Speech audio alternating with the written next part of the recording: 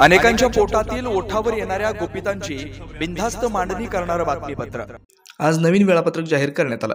19 तारखेला 4 साक्षीदार यांची उलट तपासणी करण्यासाठी 19 तारखेला पहाटे 4 वाजता कागदपत्र दिलेत। यावर आम्ही आक्षेप घेतला आणि वेळ वाढवून मागितलाय। आमच्या काही आमदारांचे पुन्हा एकदा प्रतिज्ञापत्र सादर करण्यात आलं। सरकारने भूमिका स्पष्ट ठेवली आहे। कुणबी नोंदींप्रमाणे दाखले देण्याची सरकारची भूमिका आहे। जरांगे यांना विनंती केली होती की आरक्षणासाठी व टिकणार आरक्षण देण्यासाठी पावले उचलली जातात, मात्र ते ऐकण्याच्या मनस्थितीत नाहीत। सरकारच्या वतीने आरक्षण देण्यासाठी आम्ही प्रयत्नशील आहोत। कोणत्याही आरक्षणाला धक्का न लावता आरक्षण दिलं जाईल।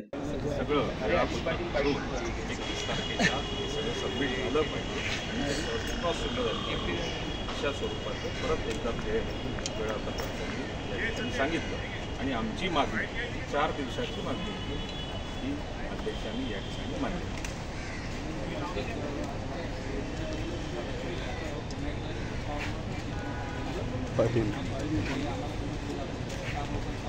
सातत्याने आपल्या निदर्शनात एक गोष्ट आणून देते, पवार साहेबांच्या बाबतीमध्ये फार काही अधिक ते सारखं आपल्या भाषणांमधनं आपल्या वक्तव्यातनं सारखं बोलायचं, भाकरी फिरवली जाईल याचा अर्थच असा असायचा की पक्षामध्ये फार मोठ्या प्रमाणात असंतोष आहे, नाराजी आहे। सातत्याने त्या बाबतीमध्ये चर्चा केली जायची। चर्चा केल्यानंतर भाकरी फिरवली जाईल अशा स्वरूपाचं जे स्टेटमेंट येत होते त्याचा अर्थच असा होता की पक्षामध्ये एक प्रकारची कुठेतरी मनमानी चालली होती। त्यामुळेच या प्रकारचे निर्णय झालेले।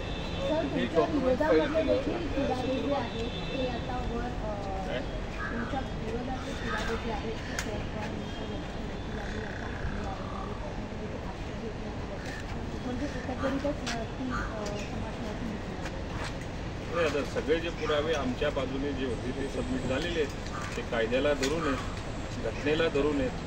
जो आमचा अधिकार आहे ते सगळे आमच्या अधिकार क्षेत्रातले जे काही पुरावे असतील ते आत्ता कोर्टासमोर सबमिट झालेले आहेत। त्यामुळे त्यांनी काय सबमिट केलेले आहेत त्याच्यापेक्षा आम्ही जे सबमिट केलेले आहेत तेच अंतिम सत्य असणार आहे आणि तेच अंतिम सत्य आहे। तुम्ही काही डॉक्युमेंट सबमिट केले त्याच्यावर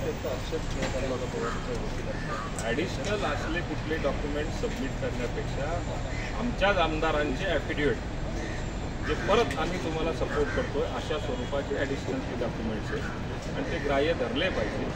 फार काही त्याच्यामध्ये नाही आहे। आम्ही जे काही आत्तापर्यंत ज्या आमदारांनी आम्हाला सपोर्ट केला आहे त्याच आमदारांचे परत आम्ही आमचा सपोर्ट असलेले आहेत ते पुरावे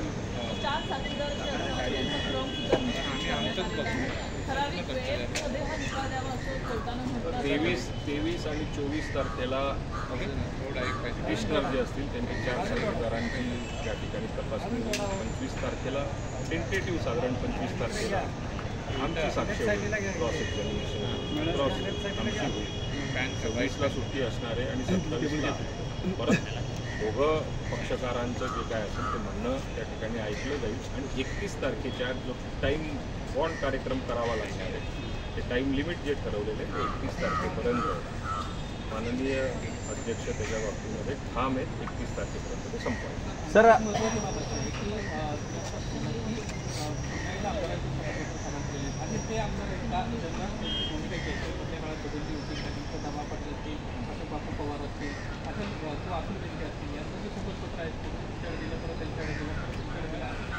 नाही, मध्ये मीडियाच्या माध्यमातून किंवा कुठल्या माध्यमातून असा आरोप केला जायचा हे इकडे हे तिकडे, हे वारंवार त्यांना ऐकावं लागायचं। त्यांनी ऑलरेडी आम्हाला शपथपत्र लिहून दिलेलं होतं, परत त्यांनी अजून आम्हाला दुसऱ्यांदा लिहून दिलं, अजून तिसऱ्यांदा मागायची वेळ आली तर तिसऱ्यांदा ते देऊ शकतात। एवढे कॉन्फिडंट आमच्या पाठीमागे असलेले सगळे जे आमदार आहेत त्याचा सत्य पुरावा त्यांनी दिलेला आहे।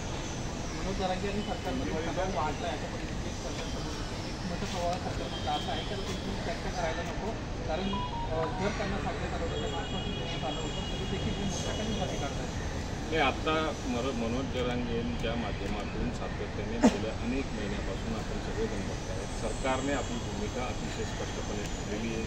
कुणबीच्या जेवढ्या नोंदी सापडलेल्या असतील त्या नोंदींप्रमाणे सगळ्यांना त्या ठिकाणी आपापलं हे असतं जात पडताळणी पत्र, प्रमाणपत्र ते देण्याचं कामसुद्धा फार मोठ्या प्रमाणावरती सरकारने केलेलं आहे. त्यांच्या ज्या ज्या मागण्या असतील त्या मागण्यांवरती सातत्याने सरकारने त्या ठिकाणी योग्य तो प्रतिसाद दिलेला आहे.